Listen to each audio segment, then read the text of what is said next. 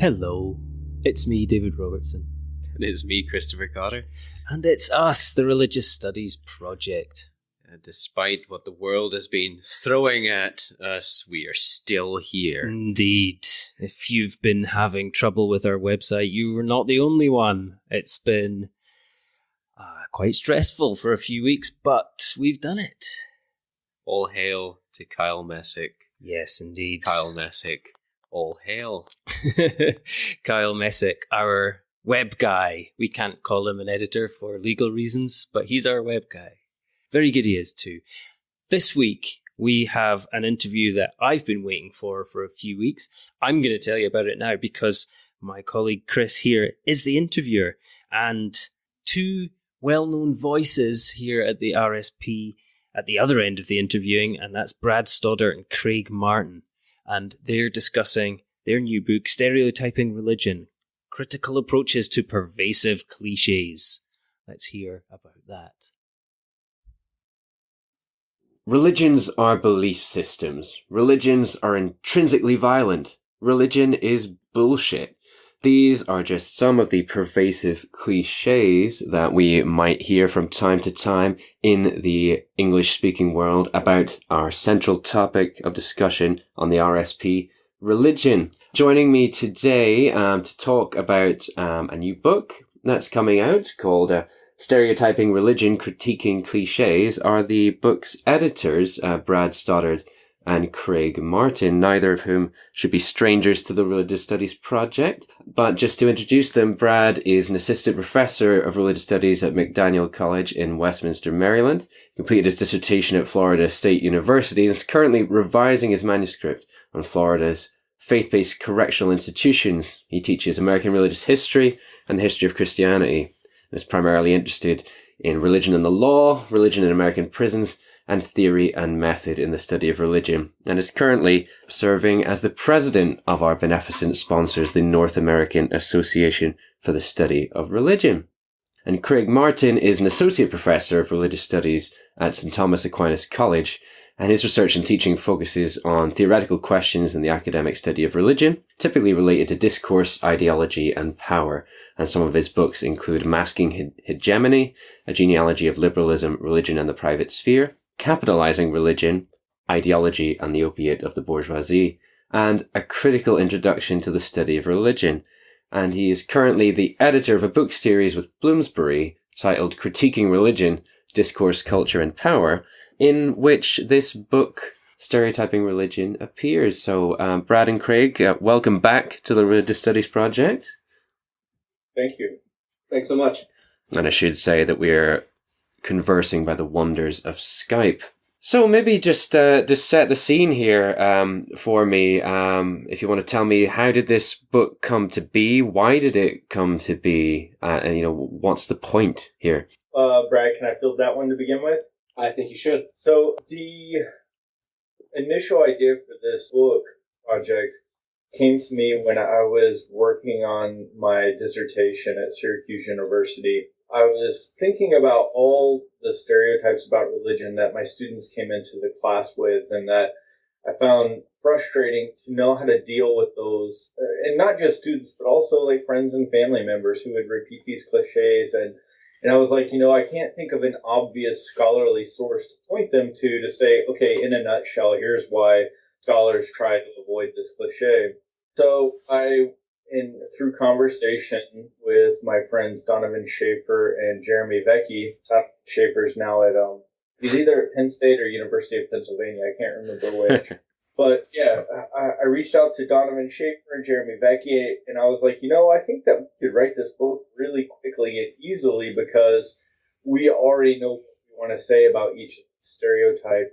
And we produced 3 chapters, and I graduated and moved away, and the thing just kind of languished and was never picked up and continued. So a couple of years ago, I was like, that really was such a good idea for a book. There should be something on cliches and stereotypes. So I reached out to Brad and said, hey, are you interested in helping me edit this? And he jumped on board, and then we ran with it. Wonderful. And it's really great when that sort of thing happens, when you get to revisit an idea that you had and no one else has stolen it. Yeah. Yeah, yeah. Across 10 years of it sitting, nobody else stole the idea.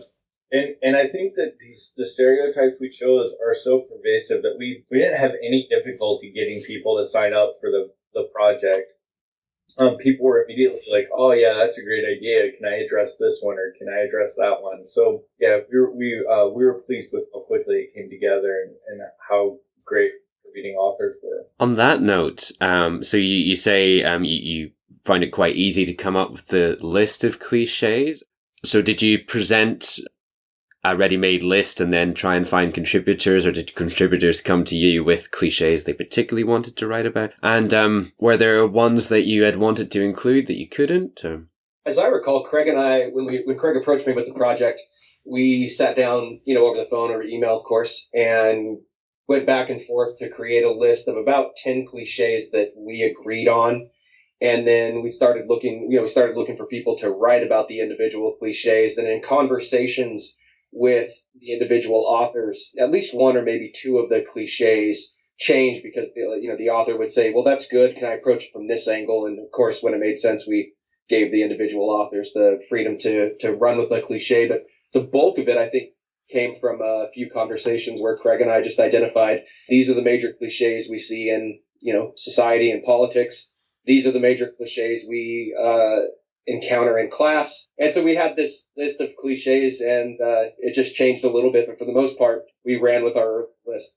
Fantastic. I'll ask you in a moment to take me through a few of them. But in the introduction, you set out the context for the book, but also the context in which the cliches are operating. So you talk about liberal political theory, idealized Protestantism, secularization theory, and so on. Maybe you could, just for the listeners, lay out the context that we're talking about in which these stereotypes are operating.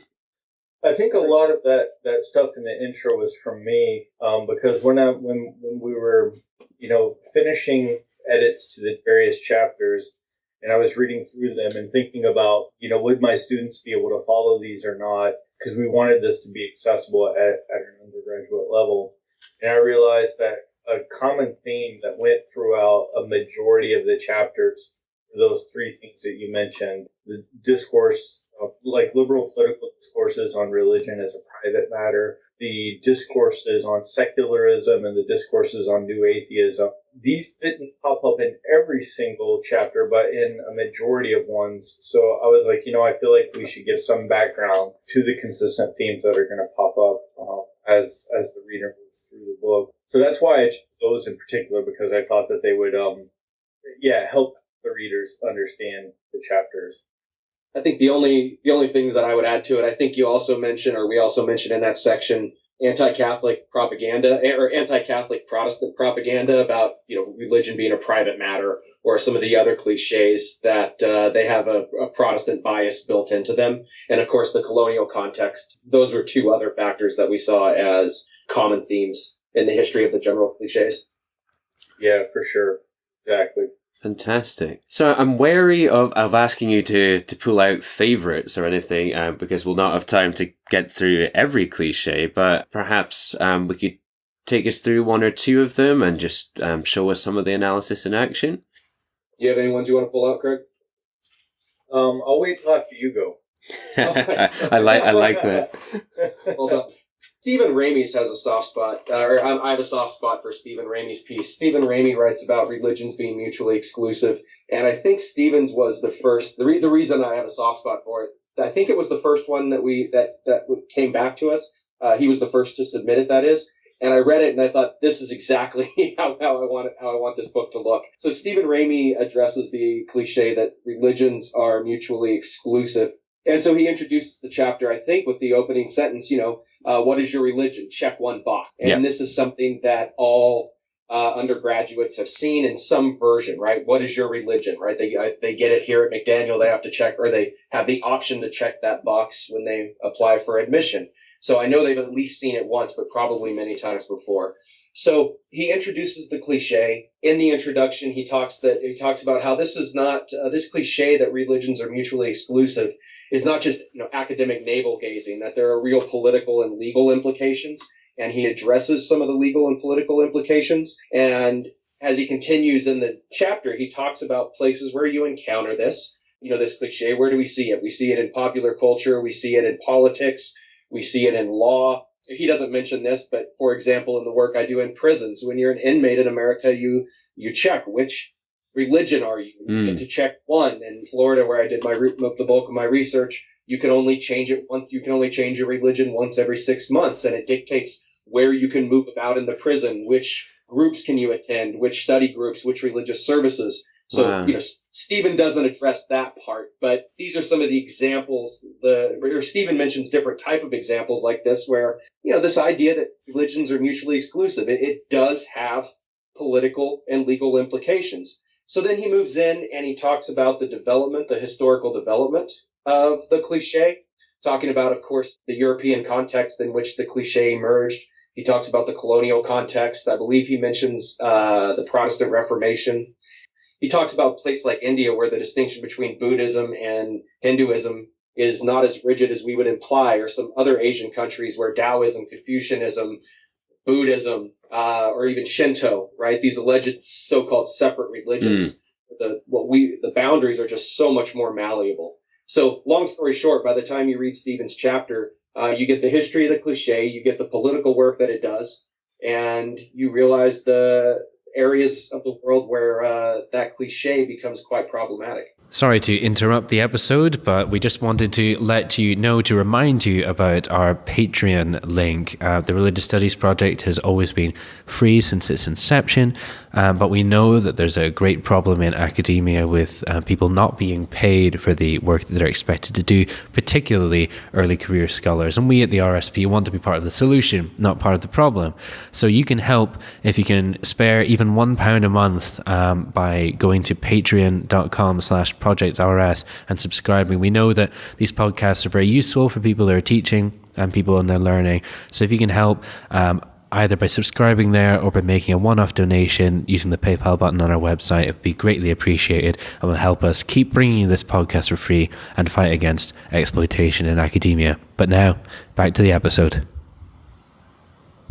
And it's worth noting here that the book isn't attempting to sort of put something in the place of these cliches, because the opposite, for example, of religions being mutually exclusive would be that, I guess, religions are all one and the same, or which is another one that is dealt with in the book.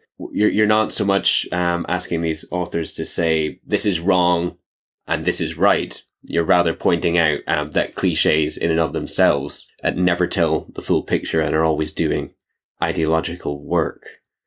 That's true. We highlight that in the introduction, where we make a point of saying we want to make it clear that the goal is not to replace these old cliches with new generalizations about religion or better generalizations about religion. Instead, we're suggesting to the students or to the readers that any cliche about religion or any generalizing statement can similarly be interrogated, historicized, etc. Fantastic. Craig, you've had a long time to think there about which you're going to pick out.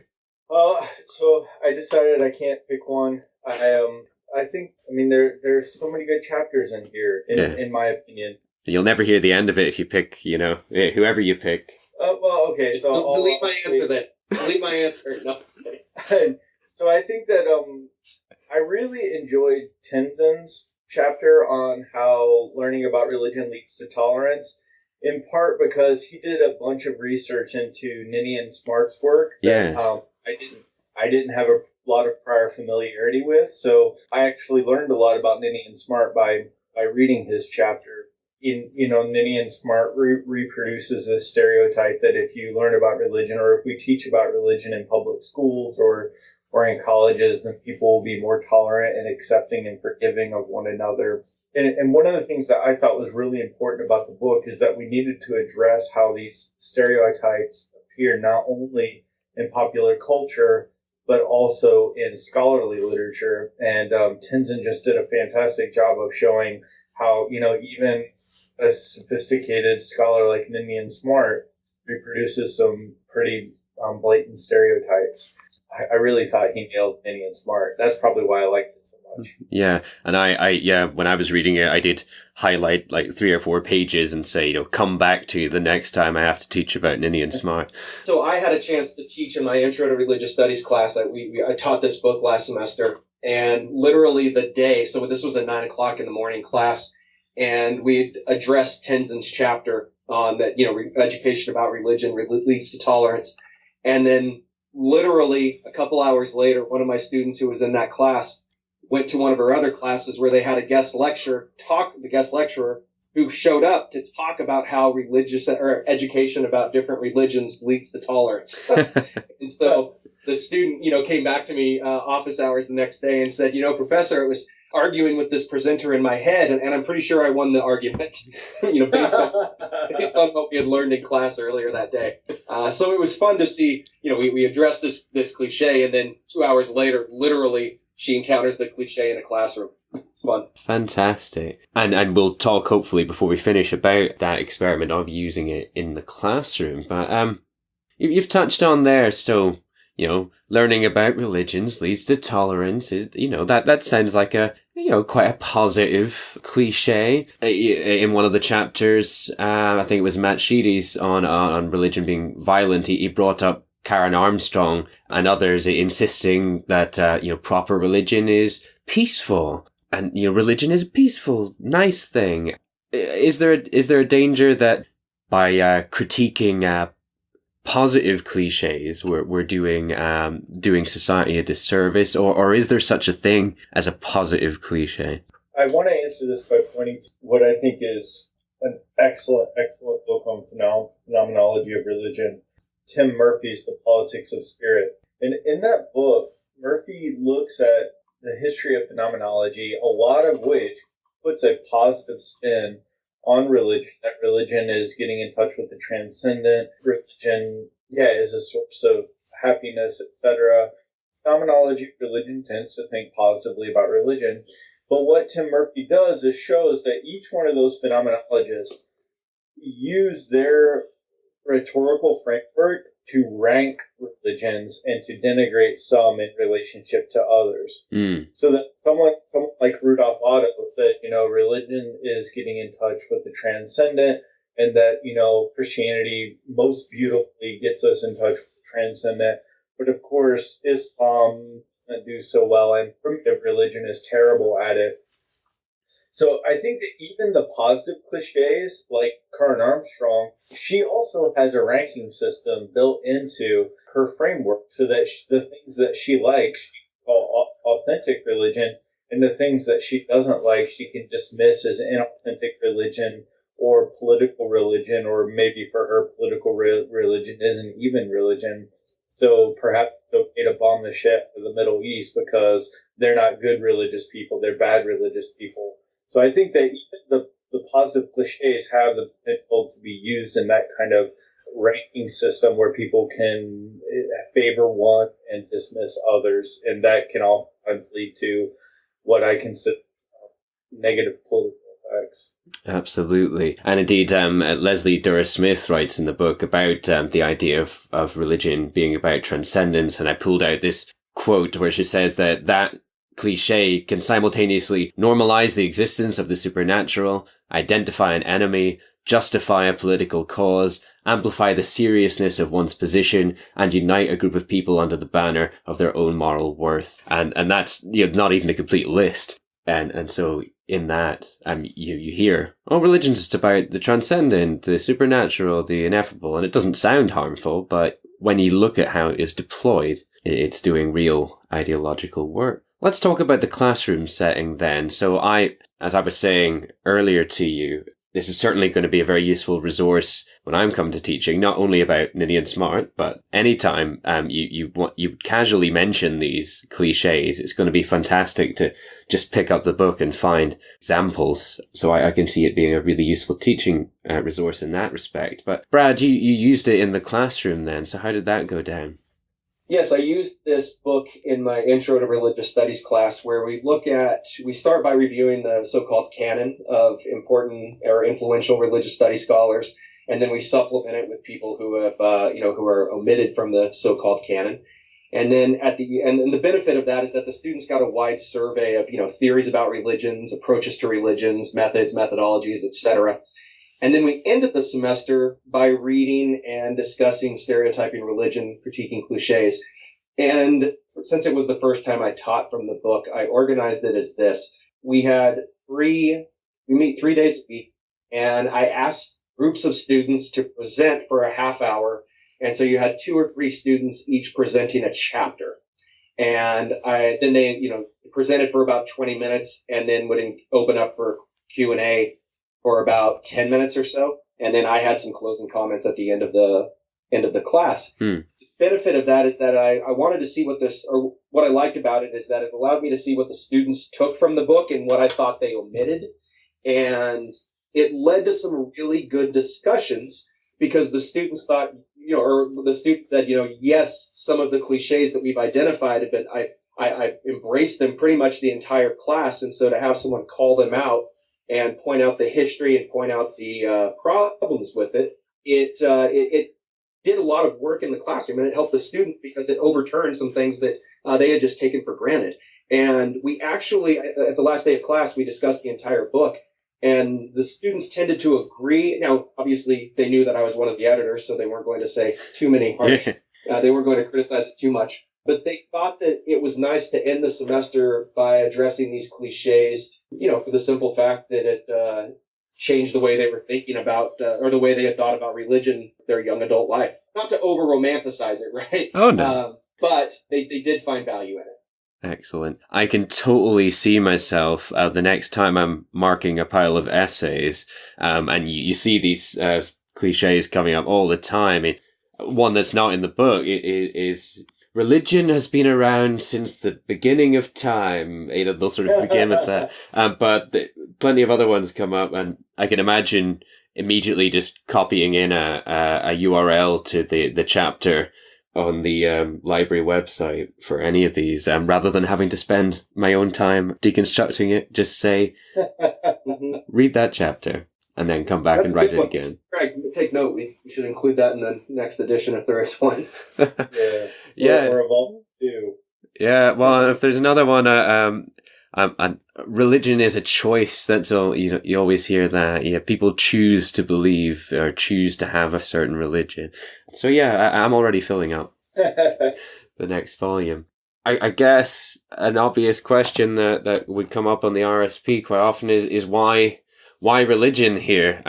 Obviously this is our area of interest. We teach courses in these. Could you do a similar book for, say, stereotyping sports or stereotyping gender, or is religion particularly problematic? And I hope other people do. I have a more substantive response to that question. I think that obviously you could write such a book about any subject matter here. Stereotyping politics, stereotyping gender, stereotyping race. What I think might set religious studies apart is the fact that post-structuralism reached religious studies 20 years later than it hit all those other fields. And the popularization of post-structuralist approaches is lagging. I don't know, apart from maybe Mallory Nye's intro book and Russell McCutcheon's new book, I don't know any introductory material in religious studies that actually comes from a critical, somewhat post-structuralist perspective. And I'm pretty sure that people in English have been teaching post-structuralism to undergrads since the 80s. Yeah. So it's a time that we went ahead and picked up our slack, tried to catch up by having some undergraduate literature present. I mean, it's not like structuralism is that new. It's 50 years old now. Yeah. Our introductory textbooks still tend to ignore those types of critical approaches. Yeah, so there are disciplinary reasons why such a book may not be written necessarily in other fields, and then also, like it or not, religion, this constructed political category, is something that has a lot of power in the modern Western world. To write a book called, Stereotyping Golf or Stereotyping Stamp Collecting, might be interesting, stereotypes about stamp collecting probably aren't quite as pervasive or potentially harmful as these cliches about religion. Every time I say religion, it's in scare quotes. But we all know that.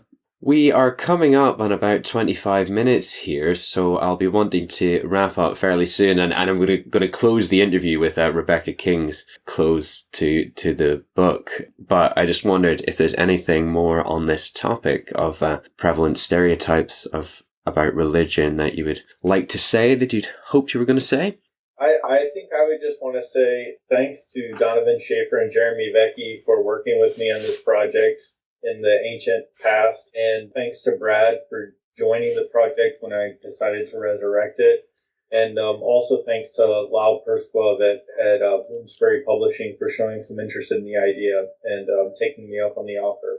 Absolutely. It's brilliant to see the sort of critical religion approach applied in this sense, sort of applied systematically to a variety of cliches that, you know, when I was reading it myself, I was doing a lot of, well, yes, that makes sense, but there were a lot of things like thoughts that I'd had but never actually put down on paper, and lots of interesting examples and plenty that I'd never thought of before, and I can see it being really useful both for students and to point students to, and potentially to do the sort of thing that Brad did, actually sort of structuring some teaching around it. So do check out the book, listeners. It's called Stereotyping Religion, Critiquing Cliches, edited by Brad Stoddard and Craig Martin. Came out in paperback immediately, so it's nice, and it's not a typical academic book price, so you can get your hands on it quite easily, hopefully. And you can find the full list of all the stereotypes and cliches. We'll put them on the page with this podcast. I just wanted to end so Rebecca King's chapters on religion is bullshit. And she begins by talking about how even the desire to correct the statement religion is bullshit is in itself bullshit. And she closes the book with the following words, which I thought would be a nice way to end the episode. At the end of the day, it doesn't matter whether or not religion is bullshit. The term is an empty signifier. What matters is your ability to weigh evidence, locate sources, and pay critical attention to both your scholarly process and product. You may find yourself mired in shit, but at least you'll be in good company. And I hope you've been in good company today. Thanks so much, Craig and Brad. Thank you. Thanks so much for having us. Appreciate it. Thanks for that, Chris. Excellent. It's a really good book. And, they're both great value guests as well. Absolutely. And I'll not name specific chapters here, but there was a fun anecdote after the microphone was turned off about, so you've got lots of chapters in that book that are, in fact, the title of the chapter is the cliche. So in a number of cases, when you've been at an institution and the alumni magazine or whatever is publishing, lists of what the faculty have been writing, the chapter titles have been somewhat problematic for some of the contributors in their various alumni magazines. But I'll leave you to take that out with the editors if you want to find out specifics. But it was quite amusing. Yeah, I was just thinking about the alumni magazine here in Edinburgh, and religion and science are incompatible. Those kind of cliches. There's room for a second volume, I think, here. Definitely is. So we've got a few bits of news actually to catch up on, haven't we? Yeah. The one that I will push for. Well, first of all, we've already mentioned the website, so we're just crossing all of our various appendages that the stability is going to be there, and then over the summer we can get a nice redevelopment that we've been talking about for so long. But the other thing is we've had a bit of another innovation in our video production. Jonathan Tuckett was at the OU's Contemporary Religion and Historical Perspective conference with David, that David organised indeed, and produced a very interesting video diary. I've only seen the first part of it now. Maybe you have, listeners. It's called Religion and Its Publics, Part 1.